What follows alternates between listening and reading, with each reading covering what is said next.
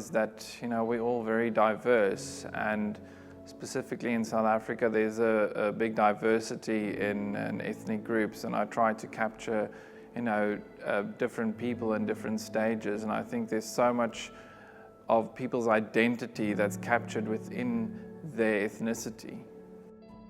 I think the studio influences my work quite a bit because I think it's all related to space. Because I've got these big warehouse spaces, I think my work has evolved from being quite small to much larger, and I think also my output in the work that I'm doing has become bigger and bigger and more prolific.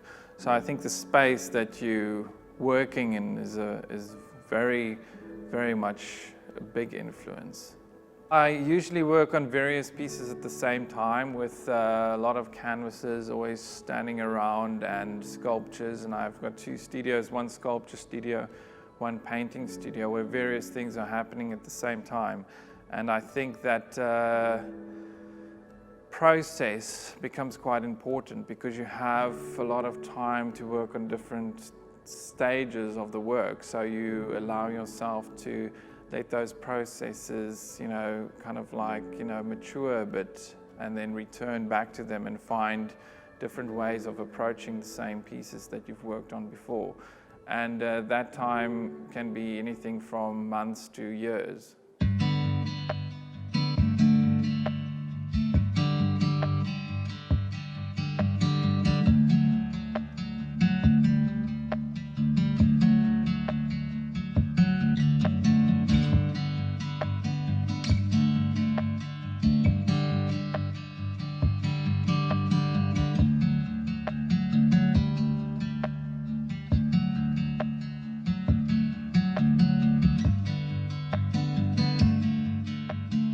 I think my work appears to be half finished because I like the idea of fragmentation, and I think that comes from a point where I used to work very classical and was very influenced by classical painters like Leonardo da Vinci and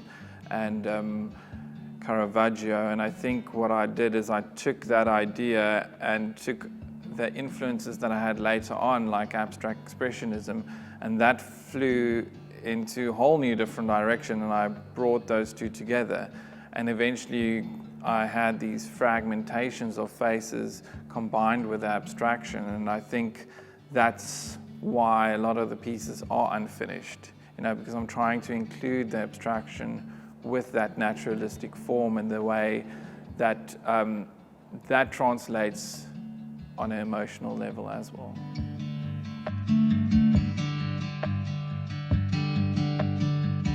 My studio is a very personal space, and I think it's an area where people can come into and discover me as an artist on various levels, and it's become almost like a living space. People always think, do I live here? But it's such a big part of my process that it's definitely something that I think has to become part of you.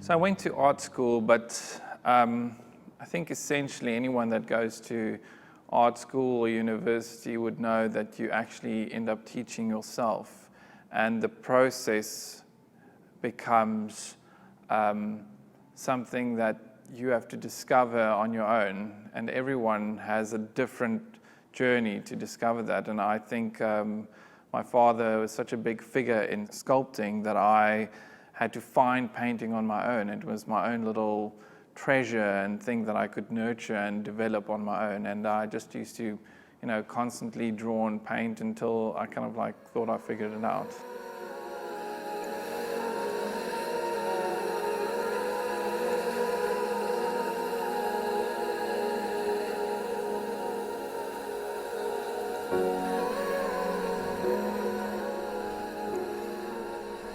The bronze casting process is very important to me, and I get involved in that process quite a bit.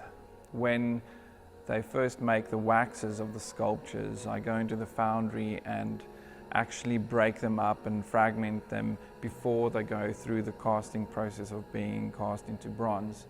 And that becomes very much like exploration for me, and similar to the paintings where I would have them in the studio and rework them. It feels like I'm so much more in touch with the sculptures being in bronze. Texture becomes very important in my work, and if it's a painting or if it's a sculpture, the surface area becomes just as important for sculpture. When you go up close and you see the idea of these swaths and these it almost feels like I'm painting with clay sometimes, and trying to mimic that into a lot of different mediums. Like I would use wax, warm up the wax and pour it over the bronze so that it becomes drips in the bronze. And I love that connection between the sculptures and the paintings.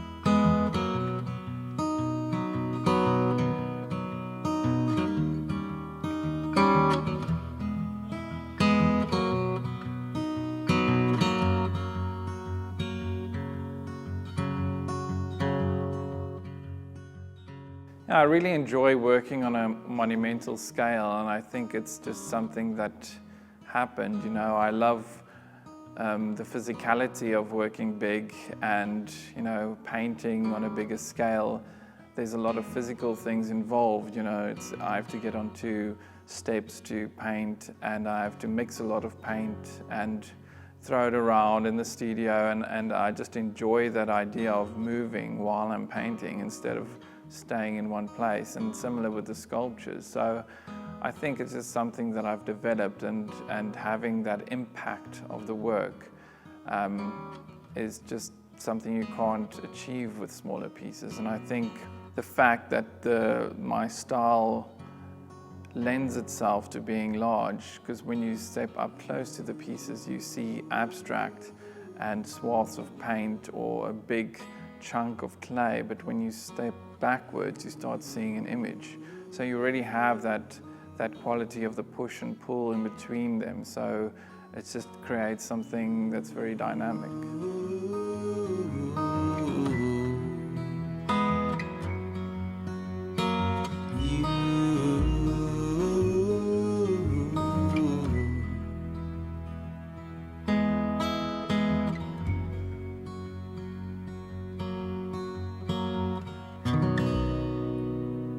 Aesthetically, I love beautiful things, and I'm always trying to fight that element of myself, trying to find this aesthetic beauty in a lot of things, and that's, I think, one of the things that I try and almost fight against in the paintings, where I actually try and create these abstract elements to actually almost destroy it sometimes in a way, and to create like an interesting push and pull between the two.